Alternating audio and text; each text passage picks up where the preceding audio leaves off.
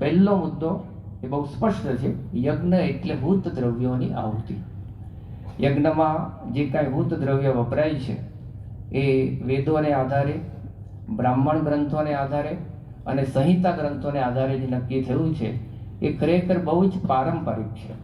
એમાં મુખ્ય ઘી દ્રવ્ય છે, મધુવૈ ઘૃતમ, એ મધુર અમૃત તુલ્ય છે. સાથે બીજું દ્રવ્ય વપરાય છે એ સમિત. સમિત પ્રાણો હોય, જે વિશિષ્ટ વૃક્ષોના લાકડા જે નક્કી કરવામાં આવ્યા છે એ સમિત તરીકે વપરાય. કારણ કે આ લાકડાથી જે અગ્નિ પ્રગટે એ ક્યારેય એ આપણા સ્વાસ્થ્યને બગાડતું નથી. ત્રીજી વસ્તુ છે એમાં જવ. તો વેદોમાં લખ્યું છે યવો દેવેશુ આયુધમ. આ ઋગ્વેદમાં લખ્યું છે કે જવ છે દેવતાઓને પ્રિય છે, બલવર્ધક છે, ઉર્જા પ્રેરક છે અને સાથે સાથે શુદ્ધિકારક છે. મુખ્ય દ્રવ્ય આગળ આવે છે તલ. તિલહ હવિષઃ શ્રેષ્ઠઃ. આવું એ ઋગ્વેદમાં લખેલું છે કે તલ છે હવન માટે શ્રેષ્ઠ છે. તલ એ શુદ્ધિનું, પવિત્રતાનું અને દીર્ઘાયુનું પ્રતીક છે. ડાંગર, એનો પણ આવો મહિમા છે. આવા હૂત દ્રવ્યની આહુતિ એટલે યજ્ઞ. યજ્ઞનું બીજું પાસું છે, યજ્ઞ એટલે આપણા સ્વાર્થની નિવૃત્તિ અને પરમાર્થની પ્રવૃત્તિ. આ સમજવા જેવું છે. માણસ સ્વકેન્દ્રી છે. એ જેટલું કાંઈ વિચારે એમાં પોતાનો વિચાર પહેલો કરે. સભામાં આવું તો મારી જગ્યા ક્યાં હશે, પોતાની જગ્યાનો પહેલો વિચાર કરે. મને ખુરશી મળશે કે કેમ, મને શું લાભ, મને આનાથી શું ફાયદો, મારું શું, મને શું. આ સ્વકેન્દ્રીય વિચારધારા વિશ્વવ્યાપી છે. એમાંથી આપણો સ્વાર્થ જન્મે છે. આપણી જે કાંઈ ક્રિયા, આપણા વિચાર એમાં સ્વકેન્દ્રી રહીએ એટલે સ્વાર્થની પ્રવૃત્તિ થાય. પણ યજ્ઞ આપણને સ્વાર્થની નિવૃત્તિ તરફ અને પરમાર્થની પ્રવૃત્તિ તરફ દોરે છે. કેવળ પોતા માટે થાય તો ગીતા કહે છે, શ્રીમદ ભગવદ્ ગીતામાં કૃષ્ણ ભગવાન કહે છે ભુંજંતી તે અઘમ પાપમ પચંતી આત્મ કારણાત. કે કેવળ પોતા માટે જે વ્યક્તિ કરે, બીજા કોઈને સમય ના આપી શકે, બીજા કોઈની સેવા ના કરી શકે, બીજા કોઈનું સારું વિચારી ના શકે, તો એ વ્યક્તિ ભુંજંતે તે અઘમ પાપમ, એ પાપ ખાય છે. આ કૃષ્ણ ભગવાને ગીતામાં લખ્યું છે. એટલે સ્વાર્થની નિવૃત્તિ અને પરમાર્થની પ્રવૃત્તિ તરફ દોરાવવું એ યજ્ઞ છે. અને એટલે જ આપણે જુઓ છે પરમાર્થની પ્રવૃત્તિના જેટલા કાંઈ કાર્યો થાય છે એમાં પાછળ યજ્ઞ શબ્દ જોડાય છે. એ પછી નેત્ર યજ્ઞ હોય, રક્તદાન યજ્ઞ હોય, પછી દંત ચિકિત્સા યજ્ઞ હોય, શ્રમ યજ્ઞ હોય, સેવા યજ્ઞ હોય. આવા પરમાર્થની પ્રવૃત્તિના શબ્દો પાછળ યજ્ઞ શબ્દનો ભાવ એટલો જ છે કે આ પ્રવૃત્તિ પરમાર્થની પ્રવૃત્તિ છે. કારણ કે ઉપનિષદો આપણને પરમાર્થની પ્રવૃત્તિ તરફ દોરે છે. યજ્ઞ એનું પ્રથમ પગથિયું છે. ઈશાવાસ્ય ઉપનિષદ 10 મુખ્ય ઉપનિષદ ગણાય, એનું પ્રથમ ઉપનિષદ માત્ર 20 મંત્રોનો ઉપનિષદ છે ઈશાવાસ્ય ઉપનિષદ. એનો પ્રથમ મંત્ર આ જ કહે છે ઈશાવાસ્યમિદં સર્વમ યત્કિંચ જગત્યામ જગત તેન તક્તેન ભુંજીતા માગૃતસ્ય સિદ્ધનમ.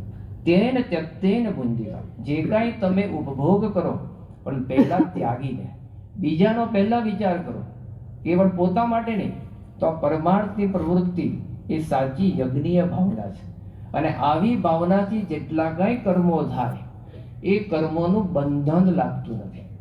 આપણે જે કાંઈ કર્મો કરીએ પણ એમાં જો કેવળ સ્વાર્થ હોય, સ્વકેન્દ્રી વિચારધારા હોય તો એ કર્મો આપણને આગળ જતા જન્મ મરણની સંસ્કૃતિ લેવડાવે. પણ યજ્ઞીય ભાવનાથી કર્મો થાય તો ગીતાની અંદર શ્રી કૃષ્ણ ભગવાન કહે છે યજ્ઞાર્થાત કર્મણો અન્યત્ર લોકોયમ કર્મ બંધન.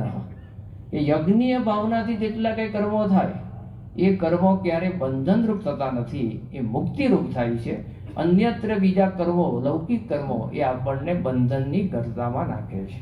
કેટલો અદ્ભુત સંદેશ સ્વાર્થ અને પરમાર્થની પ્રવૃત્તિ માટે આ ગીતાકાર આપણને આપે છે. આપણે સમાજમાં જોઈએ છીએ 4 પ્રકારની વૃત્તિ કામ કરે.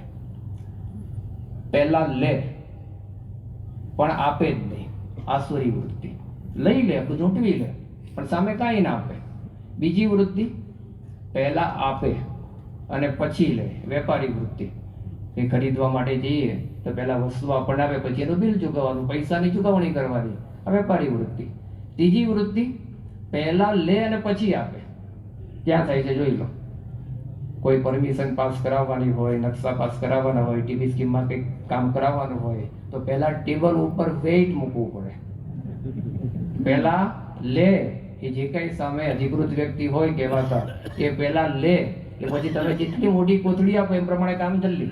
પહેલા એ લે અને પછી તમને પરમિશન આપે. ખાલી જગ્યા વૃત્તિ, નામ નથી કહેતા.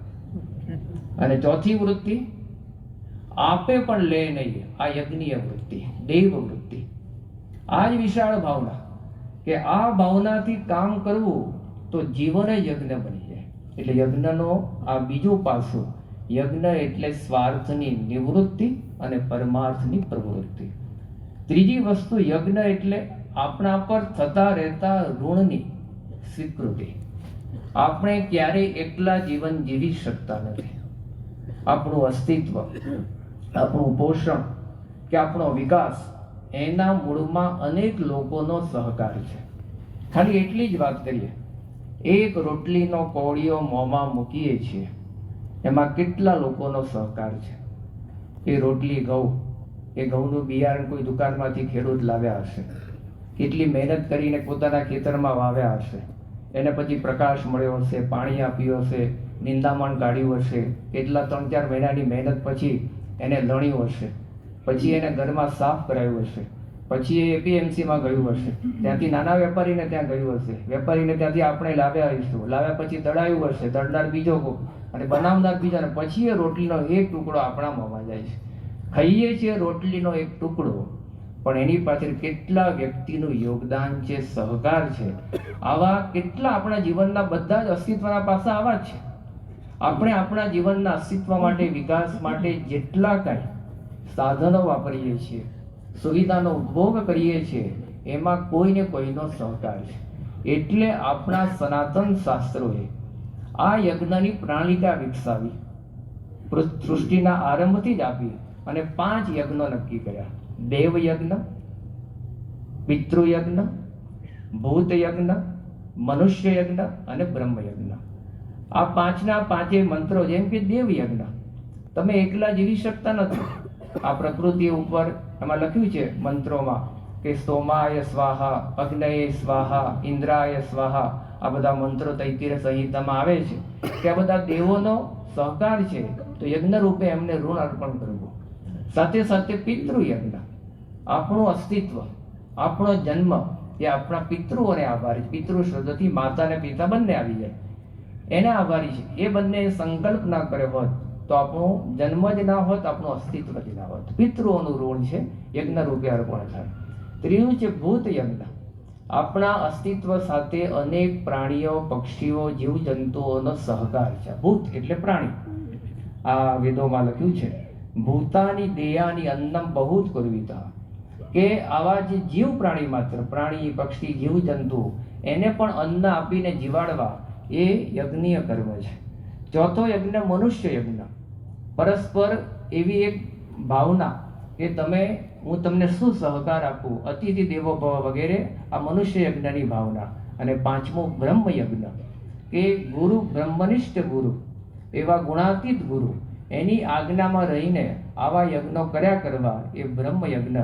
તો આપણે આપણા અસ્તિત્વ, આપણા ઉપર જે લોકોનો સહકાર છે, એના પ્રત્યે કંઈક ઋણ અદા કરી શકીએ, એ ઋણની સ્વીકૃતિ આ યજ્ઞનું ત્રીજું પાસું છે. ચોથું યજ્ઞનું પાસું છે, યજ્ઞ એટલે સનાતન પરંપરાની સંસ્કૃતિ. જ્યારે આ વિષય જરા વેદોને થોડો અભ્યાસ કરતો હતો, ત્યારે ઋગ્વેદ, જે દુનિયાનો પ્રાચીન નહીં, પ્રાચીનતમ ગ્રંથ છે. દુનિયાના જેટલા કાંઈ શાસ્ત્રો લખાયા, પણ આપણે વેદોને અપૌરુષેય માનીએ છીએ અને સ્વીકારેલું છે, સર્વ સ્વીકૃત છે. એ કોઈએ બનાવેલા નથી. સૃષ્ટિની ઉત્પત્તિ કાળથી ભગવાને ઋષિ મુનિઓના મનમાં જે અંતઃસ્ફૂર્ણા કરીને જે શબ્દો નીકળ્યા, એ વેદો દ્વારા જ લાયા. ઋગ્વેદ સૌથી પ્રાચીન, પછી યજુર્વેદ, સામવેદ અને અથર્વવેદ. એ ઋગ્વેદનો પ્રથમ મંત્ર જ આના ઉપર છે. અગ્નિ મેળે પુરોહિતમ યજ્ઞસ્થ દેવ મૃત્વિજ. પ્રથમ દેવતા અગ્નિ તરીકે સ્થાપ્યા અને તરત યજ્ઞ શબ્દ ત્યાં લખેલો છે. એટલે એનો અર્થ શું? આ યજ્ઞ પરંપરા સનાતન પરંપરા છે. સૃષ્ટિનું સર્જન થયું એના અંગે પણ ઋગ્વેદમાં લખ્યું છે યજ્ઞેન યજ્ઞમય જંત દેવા સ્થાની ધર્માણી પ્રથમાન્યાસન્ન. પ્રથમ જે સૃષ્ટિનું સર્જન શેનાથી થયું? યજ્ઞેન યજ્ઞમય જંત. આ દેવોએ સૃષ્ટિના સર્જનમાં પ્રથમ યજ્ઞથી આનું સર્જન કર્યું અને પ્રથમ ધર્મ કયા મૂક્યા? યજ્ઞના. યજ્ઞ સંબંધિત પ્રથમાન્યાસન્ન, પ્રથમ ધર્મો યજ્ઞ તરીકે મૂક્યા. એ જ રીતે સપ્તગત બ્રાહ્મણમાં લખ્યું છે યજ્ઞો વૈ વિશ્વસ્ય નાભિ. એમાં સ્પષ્ટ ઘોષણા કરે છે કે યજ્ઞ છે સમગ્ર વિશ્વ વ્યવસ્થાનું નાભિ છે. આ જે કાંઈ વિશ્વની વ્યવસ્થા ચાલે છે, સંચાલન થાય છે, એનું નાભિ કેન્દ્ર એ યજ્ઞ છે. આગળ મનુસ્મૃતિમાં લખવામાં આવ્યું છે વૈદિક સનાતન ધર્મ. સનાતન ધર્મ વૈદિક છે વ્યાખ્યા કરી. પછી આગળ શું કહે છે? કયો ધર્મ? તો પહેલો શબ્દ યજ્ઞ લખ્યો. યજ્ઞ દાન તપસ નિત્યમ, કે યજ્ઞ પહેલો ધર્મ છે. તો આવા દરેક સનાતન શાસ્ત્રોના જ્યારે સાર રૂપે જોઈએ છે ત્યારે પ્રથમ કર્મ એ યજ્ઞ આવે છે. આપણા માનવ જીવનના 16 સંસ્કાર છે. 16 સંસ્કાર કહેવાય છે. ક્યારેક કોઈ 21 પણ કહે છે, પણ એ 16 સંસ્કાર, ગર્ભાધાન સંસ્કાર, પુંસવન સંસ્કાર, પછી આગળ જાતિ કર્મ, ઉપનયન, બધા નામકરણ વગેરે આગળ જતા જતા લગ્ન સંસ્કાર અને છેલ્લો સંસ્કાર અંત્યેષ્ટિ સંસ્કાર. આ બધા જ સંસ્કાર જે 16 છે, જે હિન્દુ ધર્મ પ્રણાલિકા અનુસાર છે, એ 16 સંસ્કારમાં 10 થી વધારે સંસ્કાર યજ્ઞ સાથે જોડાયેલા છે. ભલે આપણે નામકરણ વખતે યજ્ઞ નહીં કર્યો હોય, લગ્ન વખતે તો કરેલો છે, કોઈ તો કોર્ટમાં કર્યો તો યજ્ઞ નહીં થયો હોય, પણ છેલ્લો યજ્ઞ તો બધાને મળવાનો છે, અંત્યેષ્ટિ યજ્ઞ. એમાં તો કોઈ બાકાત નથી. એમાં તો આપણે ઈચ્છા નહીં હોય તો લાકડા ઉપર મૂકવાના જ છે, અગ્નિ આપવાના જ છે. એટલે અંત્યેષ્ટિ કર્મ તો બધાનું થવાનું છે. પણ આ 16 સંસ્કારમાંથી 10 થી વધારે સંસ્કાર યજ્ઞ સાથે જોડાયેલા છે. એટલે આપણી આ યજ્ઞ પરંપરા એ સનાતન પરંપરા છે. એ ખાલી કોઈ કાલક્રમિક નથી, કોઈ અમુક સ્થળ પૂરતી નથી, પરંતુ સમગ્ર વિશ્વના નાભિ કેન્દ્ર સમૂહ જે શાસ્ત્રો સમજાવે છે. એટલે આ ચોથું પાસું યજ્ઞ એ સનાતન પરંપરાની સંસ્કૃતિ છે. પાંચમું પાસું યજ્ઞ એટલે વૈજ્ઞાનિક આધુનિક અભિગમ આવિષ્કારોની અભિવ્યક્તિ છે. કારણ કે એટલું મનુષ્ય જીવન નહીં, જીવ પ્રાણી માત્રનું જીવન એના સાતત્ય માટે જળ સ્થળ આદિ જે પ્રકૃતિ એની સંતુલિતતા બહુ જ જરૂરી છે. એમાં થોડો ઘણો પણ ફેરફાર થાય છે, આપણને બધાને અનુભવ થાય છે, રોગો વધી જાય, સહેજ આ પૃથ્વીનું સંતુલન જાય, ભૂકંપ થાય, જળનું સંતુલન ગુમાવાય, સુનામી આવે. તો આ જે કાંઈ બધા પૃથ્વી જળ આદિ દેવ તત્વો છે એનું સંતુલન ખૂબ જરૂરી છે. યજ્ઞ માત્ર જવ તળ લાંગરગી જેવા સમિત પૂરતું માત્ર કર્મકાંડ નથી, એ દ્રવ્યોનો વેઠ કે વેડફાઈ નથી, પરંતુ આધુનિક વૈજ્ઞાનિક દ્રષ્ટિકોણથી જ્યારે જોઈએ ત્યારે એવા ઉત્તમ અભિગમોની અભિવ્યક્તિ છે. કારણ કે યજ્ઞ શું છે? એનું જે કાંઈ સમિધોનું સૂક્ષ્મ રૂપાંતર થાય છે. મોલેક્યુલર ટેકનોલોજીના નિષ્ણાંતો સમજાવે છે કે જેટલો મોલેક્યુલર સૂક્ષ્મ, જેટલો નાનો, એટલી એની શક્તિ વધારે. આ જ નેનો ટેકનોલોજી. યજ્ઞમાં આ જ થાય છે કે સમિત, ઘી, જવ વગેરે દ્રવ્યો એ અગ્નિના સમીપે આવી એનું સૂક્ષ્મ રૂપાંતર પામી અનેક સ્વરૂપમાં વિભાજિત થઈ વાયુમંડળમાં ભળે છે. અને કેટલાય એના પુરાવા અને પ્રમાણો છે કે જેનાથી હાનિકારક વાયુ દૂર થાય છે અને જેવા ઝેરી બેક્ટેરિયાનો નાશ થાય છે અને વાતાવરણ શુદ્ધ થાય છે. 5 પ્રમાણો જોઈએ. પ્રમાણો તો ઘણા બધા છે, સમયની મર્યાદામાં જોઈએ, જેથી આપણને આ યજ્ઞ પ્રત્યેનો વધારે આસ્તિકતા અને આસ્થા વધે. રશિયન વૈજ્ઞાનિક યરોવિચ થઈ ગયા, એને તો પ્રમાણ કરીને સાબિત કરી આપ્યું કે ભારતીય યજ્ઞ પરંપરામાં જે સમિધો વપરાય છે અને સમિધોમાં જે ઘી હોમવામાં આવે છે એનાથી જે ધૂમ્રસેરો થાય છે એનાથી એટમિક રેડિયેશન ઓછું થાય છે. તેવા બીજા અમેરિકન માનસશાસ્ત્રી બેરી રાટનરે એવું લખ્યું છે કે આ ધૂમ્રસેરોથી માનસિક દબાણ પણ ઓછું થાય છે. કેટલાય એવા રશિયન વૈજ્ઞાનિકોએ તો યજ્ઞની જે ભસ્મ એનો ઉપયોગ કરી સારા ઔષધીય ગુણો પણ મેળવ્યા છે. એવા જ આગળ બીજા એક પ્રયત્નમાં આપણે આગળ જોઈએ તો કેટલાય વિદ્વાનો એવું સ્વીકાર્યું છે કે યજ્ઞની ધૂમ્રસેરોથી એ વાતાવરણમાં ઓઝોનનું પડ મજબૂત બને છે. જેટલું ઓઝોન મજબૂત એટલું વાતાવરણ શુદ્ધ. ક્યારેક આપણે આવી શંકા સાંભળીએ છીએ કે ઓઝોનના પડમાં ગાબડા પડવા માંડ્યા છે. એ હકીકત છે કે સમય જતાં કંઈક થવાનું, પણ એની સામે યજ્ઞ જ આ વસ્તુને બચાવી શકે એમ છે. નેશનલ ત્યાં બોટાનિકલ રિસર્ચ ઇન્સ્ટિટ્યૂટ એના કેટલાક રિપોર્ટમાં એવું આવ્યું હતું કે આ યજ્ઞમાં જે સમિધ વપરાય છે વગેરે હૂત દ્રવ્યો વપરાય છે એનાથી બહુ જ મોટો ફાયદો વાતાવરણને થાય છે. વાતાવરણની શુદ્ધિ, ઝેરી બેક્ટેરિયાનો નાશ. એમણે તો આગળ ત્યાં સુધી પ્રયોગ કર્યો, એપિલેપ્સી નામનો જે મગજનો રોગ, એમાં એક દર્દીને આ ધૂમ્રસેરોનો પ્રયોગ કરાવવામાં આવ્યો, જે પ્રમાણિત અને શાસ્ત્રીય રીતે. કેવી રીતે? તો એપિલેપ્સીમાં જે મગજના એને ઝાટકા વાગતા હોય, 53 દિવસ સુધી ઝાટકા લાગ્યા નહીં. આ પ્રમાણભૂત એમના રિસર્ચમાં લખેલું છે. આગળ કેરળ બાજુ અથિરાચરમ નામની આખી એક સંસ્કૃતિ છે જે યજ્ઞશાળામાં યજ્ઞો કરે છે. એના સંશોધનો એવું બતાવે છે કે આ યજ્ઞ અહીંયા ચાલુ રહે છે એનાથી આજુબાજુના ખેતરોને બહુ જ લાભ મળ્યો. કારણ કે એનાથી જે વનસ્પતિને પાક હતા એમાં જીવાતોનું સંક્રમણ ઘટી ગયું અને સાથે સાથે બીજનું અંકુરણ ઝડપી બન્યું. આવું આ કેરળના આ યજ્ઞશાળાના પ્રયોગ દ્વારા સાબિત થયું. ફ્રેન્ચ અને રશિયન વૈજ્ઞાનિકોએ રિસર્ચ વધારે કર્યું અને એમને એવું નોંધ્યું કે જે ભારતીય યજ્ઞ પરંપરાના જે સમિધો છે, જેમાં આંબો, પીપળો વગેરે એવા પવિત્ર વૃક્ષના લાકડા વપરાય છે, એના પર જ્યારે ઘી નાખવામાં આવે છે, અગ્નિ પેટાય છે, ત્યારે ફોર્મિક એલ્ડિહાઇડ નામનો વાયુ ઉત્પન્ન થાય છે જે વાતાવરણના ઝેરી બેક્ટેરિયાને નાશ કરે છે. આવા કેટલાય પ્રમાણો છે જે આપણને બતાવે છે કે યજ્ઞ એટલે વૈજ્ઞાનિક આધુનિક અભિગમોની આ અભિવ્યક્તિ છે. આગળ છઠ્ઠું લઈએ કે યજ્ઞ એટલે પર્યાવરણની જાગૃતિ છે. કારણ કે આ પર્યાવરણમાં આપણે રહીએ છીએ એ આખું યજ્ઞ ચક્ર આધારિત છે. છાંદોગ્ય ઉપનિષદમાં આખું યજ્ઞ ચક્ર વર્ણવવામાં આવ્યું છે, જેમાં 3 મુખ્ય છે: પૃથ્વી, માનવ અને દેવ. આ પૃથ્વી આપણને પ્રકાશ, આ રીતે હવા, પાણી, ઉર્જાને વગેરે આપે છે, તો એના પ્રત્યેનું પણ ઋણ. સાથે સાથે માનવ એ કઈ રીતે અદા કરી શકે? આજે બધા દેવો આપે છે એને સંતુષ્ટ કઈ રીતે કરી શકે? તો એને યજ્ઞ દ્વારા, યજ્ઞ શબ્દ પ્રથમ, પછી તપ, દાન, સેવા દ્વારા. ત્રીજી વસ્તુ, એ જ દેવો સંતુષ્ટ થાય તો વરસાદ સમયસર વરસે, સૂર્યપ્રકાશ સંતુલિત થાય, સાથે સાથે વાતાવરણ, ઋતુઓ નિયંત્રિત થાય.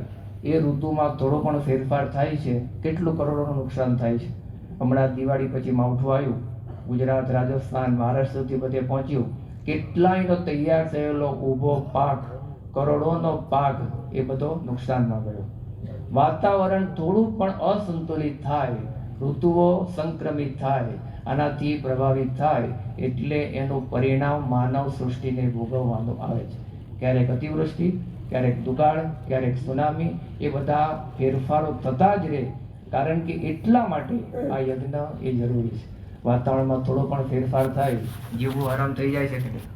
જુઓ, દિલ્હી જઈ આવો, એક કિવાય ક્યાં પહોંચે? 400 ઉપર પહોંચે છે. ઊંઘડામણ થાય. અમદાવાદ પણ કંઈ બાકી નથી. પહેલા તો વર્ષો પહેલા બેલોના ધુમાડા હતા, હવે વાહનોના ધુમાડા છે. એક કિવાય 300 ઉપર, 350 ઉપર પહોંચે. શ્વાસ લેવામાં ઊંઘડામણ થાય. તો આ વાતાવરણ અસંતુલિત થાય છે. એને એક જ સનાતન શાસ્ત્રો સમજાવે છે, યજ્ઞ ચાલુ રાખો. બસ. આમ તો આપણી સંસ્કૃતિ પ્રમાણે રોજ યજ્ઞ કરવાના એવું લખ્યું છે. રોજ તો કરી શકતા નથી, પણ આવા કંઈક પ્રસંગે આવું જ્યારે વિશાળ યજ્ઞનું આયોજન થાય ત્યારે આપણે જોડાઈએ. એ પણ બહુ જ મોટી આપણી પ્રકૃતિ પ્રત્યેની, પર્યાવરણ પ્રત્યેની સેવા છે. તો છઠ્ઠું પાસું આ છે, યજ્ઞ એટલે પર્યાવરણની ઉન્નતિ અને જાગૃતિ. આ જ વાત ગીતાની અંદર કરવામાં આવી છે. ગીતાની અંદર લખ્યું છે, 3જા અધ્યાયનો 11મો શ્લોક, દેવાન ભાવયતાનેન તે દેવા ભાવયંતવઃ પરસ્પરમ ભાવયંત શ્રેય પરમ અવાપ્ય સતઃ. કે દેવો અને મનુષ્ય પરસ્પરમ ભાવયંત, એકબીજાને આ રીતે ઋણ અદા કરતા રહે તો આખું સૃષ્ટિનું તંત્ર વ્યવસ્થિત ચાલે. ગીતાકાર પણ આ જ સમજાવી રહ્યા છે કે પર્યાવરણની જાગૃતિ, ઉન્નતિ યજ્ઞ દ્વારા જ થાય.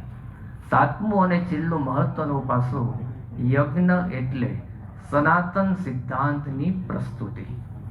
સનાતન સિદ્ધાંત મુંડક ઉપનિષદમાં લખ્યું, બ્રહ્મ વિદ્યા યૈનાક્ષરમ પુરુષમ વેદ સત્યમ પ્રોવાચ તામ તત્વતો બ્રહ્મ વિદ્યા. જેના વડે અક્ષરે સહિત પુરુષોત્તમનું જ્ઞાન થાય એ સાચી બ્રહ્મ વિદ્યા છે. અને આ બ્રહ્મ વિદ્યાના પ્રદાતા, સનાતન સિદ્ધાંતના ઉદ્ગાતા એટલે ભગવાન સ્વામિનારાયણ. આપણે જે નિમિત્તે અહીંયા યજ્ઞ અમદાવાદમાં 2જી અને 3જી જાન્યુઆરીએ થવાનો છે, એના મૂળમાં થોડાક જઈએ તો મહારાજે આ સિદ્ધાંતની પ્રસ્તુતિ માટે યજ્ઞ કર્યો છે. દબાણમાં યજ્ઞ થયો, પોષી પૂનમના દિવસ એની પૂર્ણાહુતિ થઈ, 15 દિવસ સુધી યજ્ઞ ચાલ્યો. અને પૂર્ણાહુતિના પ્રસંગે ભગવાન સ્વામિનારાયણે મૂલજી શર્મા દીક્ષા આપીને ગુણાતીતાનંદ સ્વામી નામાભિધાન કરાવ્યું. આ પ્રસંગ લખવામાં આવ્યો છે. મૂલજી શર્મણે દીક્ષા તદાન્યસ્ય પ્રજાયતે ભૂયાન્મેત્ર સમાનંદો યતો ધામાક્ષરમ સમે. કે આજે મૂલજી શર્માને દીક્ષા આપતા ભૂયાન્મેત્ર સમાનંદ, આનંદ નહીં, સમાનંદ એટલે સંપૂર્ણપણે આજે મને આનંદ થાય છે. ભગવાન સ્વામિનારાયણ કહે છે તેના માટે યતો ધામાક્ષરમ સમે, એ અમારે રહેવાનું અનાદિ અક્ષરધામ છે. કહેતા ડભાણનો યજ્ઞ એ માત્ર કર્મકાંડ પૂરતો નહોતો, માત્ર પર્યાવરણની જાગૃતિ પૂરતો નહોતો, કોઈ વૈજ્ઞાનિક અભિગમ પૂરતો નહોતો, પરંતુ સિદ્ધાંત, સનાતન સિદ્ધાંતની પ્રસ્તુતિ માટે હતો. મહારાજે આ વાત કરી છે. અને એમને ત્યાં ખાલી દીક્ષા નથી આપી, ગુણાતીતાનંદ સ્વામીનો ત્યાં પરિચય શું આપ્યો કે અમારે રહેવાનું સાક્ષાત અક્ષરધામ છે. કહેતા અક્ષર પુરુષોત્તમ સિદ્ધાંતની આખી એક કહેવાય કે પ્રસ્થાન એ મહારાજે દબાણના યજ્ઞમાં કરાવ્યું. સાથે સાથે ગુણાતીતાનંદ સ્વામી સાક્ષાત અક્ષર બ્રહ્મ છે એ પરિચય પણ મહારાજે દબાણના યજ્ઞમાં કરાવ્યો. એ સિદ્ધાંતની પ્રતિષ્ઠા પણ ત્યાં યજ્ઞમાં થઈ અને યજ્ઞની પૂર્ણાવતિ પણ આ સિદ્ધાંત દ્વારા થઈ. તો દબાણનો યજ્ઞ એ સનાતન અક્ષર પુરુષોત્તમ સિદ્ધાંત, બ્રહ્મ વિદ્યાત્મક વૈદિક સિદ્ધાંત, એના પ્રસ્થાન સાથે, એની પ્રતિષ્ઠા સાથે, એના પરિચય સાથે અને યજ્ઞની પૂર્ણાવતિ સાથે જોડાયેલો છે. આ બહુ જ જ્યારે આપણે શાસ્ત્રો વાંચીએ ત્યારે આપણને આનો વિશેષ મહિમા સમજાય છે. કારણ કે આપણે 2 ઉપનિષદ જોઈએ, એક મુંડક ઉપનિષદ અને બીજું બૃહદારણ્યક ઉપનિષદ. 10 ઉપનિષદ જે મુખ્ય ગણાય છે, એમાં મુંડક ઉપનિષદ જે નામાભિધાન થયું છે ખરેખર સાર્થક છે. કારણ કે મુંડક એટલે મસ્તક. આ 10 ઉપનિષદમાં મસ્તક સમૂહ સ્થાન એટલે મુંડક ઉપનિષદનું છે. એ મુંડક ઉપનિષદમાં લખવામાં આવ્યું છે, યજ્ઞ અને બ્રહ્મ વિદ્યાના સંબંધ સાથે લખ્યું છે. યજ્ઞસ્ય લોકાન કર્મચિત્તાન. પછી આગળ કહે છે તદ વિજ્ઞાનાર્થમ સગુરુમ એવાભિ ગચ્છેત. કે એવા બ્રહ્મનિષ્ઠ ક્ષત્રિય ગુરુ પાસે બ્રહ્મ વિદ્યાનું જ્ઞાન લેવા માટે જવું, પણ પ્રથમ યજ્ઞાન કર્મચિત્તાન, યજ્ઞરૂપી કર્મો પ્રથમ કરવા અને પછી બ્રહ્મ વિદ્યા લેવા માટે જવું. આ મુંડક ઉપનિષદ કહે છે. એટલી અદ્ભુત વાત કે બ્રહ્મ વિદ્યા આપણું પરમ લક્ષ્ય છે, પરમ મુક્તિનું સાધન બ્રહ્મ વિદ્યા છે. પરંતુ એની શરૂઆત એ યજ્ઞ યાગાદિ કર્મથી થાય. આ જ વાત બૃહદારણ્યક ઉપનિષદ કરે છે. એમાં પણ લખ્યું છે તસ્માદ બ્રાહ્મણાઃ તપસા દાનેન યજ્ઞેન બ્રહ્મ વર્ચસમ અનિવિચ્છન્તિ. કે પહેલા યજ્ઞ, દાન, તપ દ્વારા એ બ્રહ્મ વિદ્યા તરફ ગતિ કરે. ડાયરેક્ટ બ્રહ્મ વિદ્યા નહીં, સગુરુ એવા બી ગચ્છે તદ વિજ્ઞાનાર્થમ, પણ પહેલા યજ્ઞ કરવા. તો બૃહદારણ્યક ઉપનિષદ 10 ઉપનિષદમાં સૌથી વિસ્તૃત વિશાળ ઉપનિષદ એટલે બૃહદ, નામ જ બતાવે છે બૃહદારણ્યક ઉપનિષદ. બધા જ ઉપનિષદમાં આવું છે, પણ આપણે 2 જ ઉપનિષદના પ્રમાણને આધારે જોઈએ છીએ કે યજ્ઞ સાથે સીધો જ બ્રહ્મ વિદ્યાનો સંબંધ છે. આ જ વાત ગુરુહરિ મહંત સ્વામી મહારાજ સત્સંગ દીક્ષાના 34મા શ્લોકમાં સમજાવે છે. યાગાદિકે કર્તવ્ય સિદ્ધાંતમ સાંપ્રદાયિકમ અનુસૃત્ય હિ કર્તવ્યમ હિંસા રહિતમ એવ ચ. યજ્ઞ યાગાદિક કર્મો કરવા સ્વામીએ કહ્યું, પણ કેવી રીતે? સિદ્ધાંતમ સાંપ્રદાયિકમ, કે જેમાં સિદ્ધાંતની પુષ્ટિ થાય. કયો સિદ્ધાંત?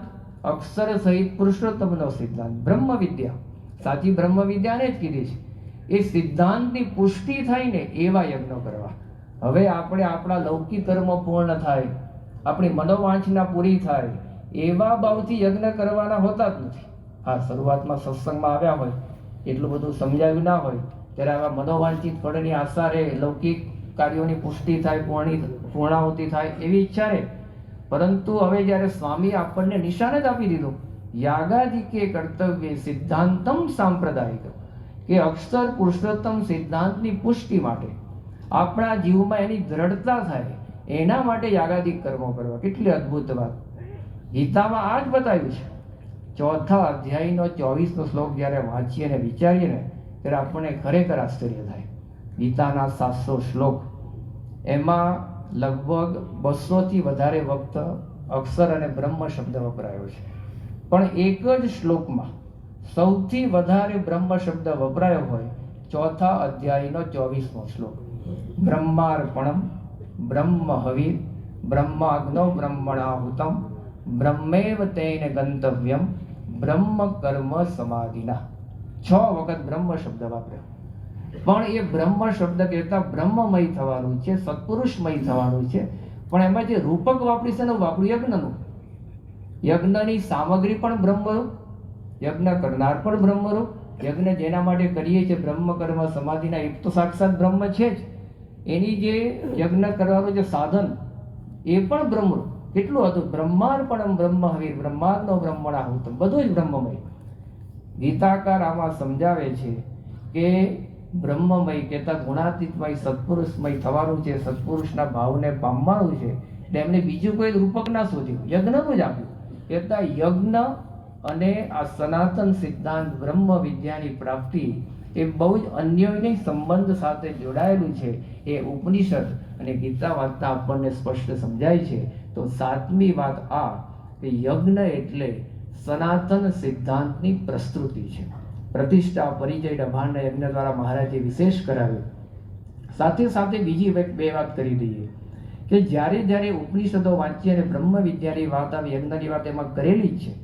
પણ આ ઉપનિષદોમાં જ્યારે અક્ષર બ્રહ્મની વાત આવે છે અને એમાં જે શૈલી વાપરવામાં આવી છે ને એ બહુ જ વિશિષ્ટ છે. એ ઉપનિષદકારને અક્ષર બ્રહ્મનો મહિમા કહેવામાં જે ઉલટ આવે છે, અંતરથી જે એમને ઉમંગ છે ને, 2 શૈલી દ્વારા જોઈએ સમયની મર્યાદામાં. પહેલું છે કઠોપનિષદ, નચિકેતાનું આખ્યાન, યમરાજા એમને આખી બ્રહ્મ વિદ્યાની વાત કરે છે. અને પછી જે અક્ષર બ્રહ્મનો મહિમા કહે છે ને એ શૈલી, મહિમા તો કદાચ સાંભળ્યો હશે પણ આજે એકદમ સરળ ભાષામાં આપણે શૈલી કેવી છે ને જરા સમજીએ. મંત્ર આવો છે, સર્વાણી વેદાની યત પદમ આ વદંતી તપાંસી ચ સર્વાણી યત આ વદંતી યત ઇચ્છંત બ્રહ્મચર્યમ ચરંતી તત્તે પદમ સંગ્રહેણ પ્રવિમિ. આવી રીતે યમરાજા નચિકેતાને કહે છે કે સર્વે વેદો જેનો મહિમા ગાય છે, તપાંસી ચ સર્વાણી, એવા ઋષિ મુનિઓ જેનો મહિમા ગાય છે.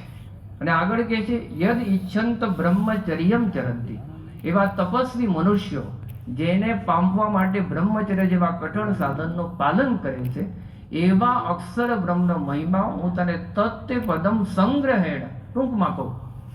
હવે આ શૈલીએ તો જરા વિચાર કરીએ. આગળ 3 લીટીમાં શું કહી દીધું કે બધા જ વેદો જેનો મહિમા ગાય છે, બધા જ ઋષિઓ જેનો ધ્યાન ધરે છે, બધા જ મનુષ્યો જેને પામવા માટે પ્રયત્ન કરે. હજુ ટૂંકમાં શું કહેવું છે? આ કેવી શૈલી થઈ? દાખલા તરીકે કોઈ એવા ભારતના ધનવાન વ્યક્તિની, મારે તમને એની સંપત્તિની વાત કરી અને આવું કહું કે મારે આજે ભારતના એવા સંપત્તિવાન વ્યક્તિની વાત કરવી છે કે જેની પાસે રેસિડેન્શિયલ સિવાય જેટલી કાંઈ લાખો એકરોની ભારતમાં જગ્યા છે, કોમર્શિયલ, ખેતીવાડી, બધી એક જ વ્યક્તિની માલિકીની છે. સાથે એ વ્યક્તિની પાસે કેટલી બીજી સંપત્તિ છે કે જેટલી કંઈ ભારતમાં બેંકો છે, SBI થી લઈ સરકારી બેંકોથી લઈ HDFC, એક્સિસ, બધી જ બેંકોના માલિક એ છે. હજુ આગળ વ્યક્તિની સંપત્તિ કેટલી છે? જેટલા કઈ ઉદ્યોગો ભારતમાં છે, એ ફૂડ ઇન્ડસ્ટ્રી હોય, ફાર્મા હોય, મેડિકલ હોય કે પછી કેમિકલ હોય, મિકેનિકલ હોય, જેટલી કઈ ઇન્ડસ્ટ્રી છે એ બધી જ કંપનીઓના માલિક પણ એ વ્યક્તિ છે. એ વ્યક્તિની સંપત્તિની વાત હવે હું તમને ટૂંકમાં કહું તો આગળ શું કીધું? આ કઈ શૈલી? હવે આગળ તમે 3 વાક્યોમાં એની બધી સંપત્તિની વાત તો કરી જ દીધી છે. પણ ઉપનિષદકારને જ્યારે અક્ષર બ્રહ્મની વાત આવે છે ત્યારે એનો મહિમા ગાતા જે ઉલટ આવે છે એના પારને પમાયું જ નથી. ને આ મંત્ર બોલી એ ટૂંકમાં શું કહે છે? એતદી એવ અક્ષરમ બ્રહ્મ એતદી એવ અક્ષરમ પરમ એતદી એવ અક્ષરમ જ્ઞાત્વા ય યદ ઇચ્છતિ તસ્ય તત. આ એક જ મંત્રમાં 4 વખત અક્ષર અક્ષરની વાત કરે છે. તરત એના પછીનો જ મંત્ર છે. કહેતા અક્ષર બ્રહ્મ એટલે ઉપનિષદનું મુખ્ય તત્વ છે. આ સ્પષ્ટ દેખાય. બીજું ઉપનિષદ લઈએ બૃહદારણ્યક, નામ પ્રમાણે જ બૃહદ. એમાં પણ બીજી શૈલી આપણને દેખાય. એમાં અક્ષર બ્રહ્મનો મહિમા કહી આ જે કાંઈ બધું સૃષ્ટિ ચાલે છે અક્ષર બ્રહ્મના પ્રશાસનમાં ચાલે છે એ વાત કરે છે. એતસ્યવા અક્ષરસ્ય પ્રશાસને ગાર્ગી સૂર્ય ચંદ્રમસો વિદ્રુતો તિષ્ઠતઃ એતસ્યવા અક્ષરસ્ય પ્રશાસને ગાર્ગી દ્યાવા પૃથ્વી વિદ્રુતે તિષ્ઠતઃ એતસ્યવા અક્ષરસ્ય પ્રશાસને ગાર્ગી માસા અર્ધમાસા હોરાત્રાણી નક્ષત્રા મુહૂર્તા વાંકરે લાંબુ લાંબુ લિસ્ટ કરે છે. સરે વિદ્રુતઃ તિષ્ઠન્તિ. હજુ આગળ આવા બીજા 3 વાક્યો છે. એતસ્યવા અક્ષરસ્ય પ્રશાસને ગાર્ગી. હજુ આગળ કે છે એ જે અક્ષર બ્રહ્મને જે જાણે છે એ બ્રાહ્મણ છે. અક્ષર બ્રહ્મને જે જાણે છે એ આગળ મુક્તિને પામે છે. નથી જાણતો એ કૃપણ છે. લગભગ આવા 8 થી 9 વાક્યો આવે છે. હવે એકવાર ના કહી દેવાય કે એતસ્યવા અક્ષરસ્ય પ્રશાસને ગાર્ગી સૂર્ય ચંદ્રમસો, આગળ પછી તારા, દિવસ, અહોરાત્રાણી બધું એક સાથે બોલાય. આ કેવી શૈલી થઈ? દાખલા તરીકે તમને તમારા ઘરવાળાએ કોઈ કામ સોંપીને તમે બજારમાં જાઓ છો, શાકભાજી લેવા માટે તમને આજ્ઞા કરી, અને તમે પછી સામે એમને પ્રત્યુત્તર આપો કે હું બજારમાં જાઉં છું તો ટમેટા લેતો આવીશ, હું બજારમાં જાઉં છું હું બટાકા લેતો આવીશ, હું બજારમાં જાઉં છું દાણા લેતો આવીશ, હું બજારમાં જાઉં છું પાપડી લેતો આવીશ, હું બજારમાં જાઉં છું કોબીજ લેતો આવીશ. એકવાર ના બોલ દેવાય હું બજારમાં જાઉં છું ટમેટા બટાકા પાપડી કોબીજ લેતો આવીશ. કે બરાબર? તો તમને કેવું ગણે કે એક વાર તમને ઘરવાળા ના જ પડે, બીજું બાકી તો કે બોલવા જ ના. તે બધા હશે એટલે બરાબર છે, પ્રમાણભૂત છે. તો ઉપનિષદ કાળ અક્ષર બ્રહ્મનો જ્યાં મહિમા આવે ને ત્યાં એતસ્યવા અક્ષરસ્ય પ્રશાસને ગાર્ગી એતસ્યવા અક્ષરસ્ય પ્રશાસને ગાર્ગી. અક્ષરની વાત કરતા થાકતા જ નથી. એ અક્ષર બ્રહ્મ ભગવાન સ્વામિનારાયણે દબાણના યજ્ઞને આખા અક્ષર બ્રહ્મના મહિમા સાથે, એની પ્રતિષ્ઠા સાથે, એના પરિચય સાથે, એની પ્રસ્તુતિ સાથે અને સાથે યજ્ઞની પૂર્ણાવતી સાથે જોડી દીધું. આ અક્ષર બ્રહ્મ અને યજ્ઞનો પરસ્પરિક અન્યોન્ય સંબંધ છે.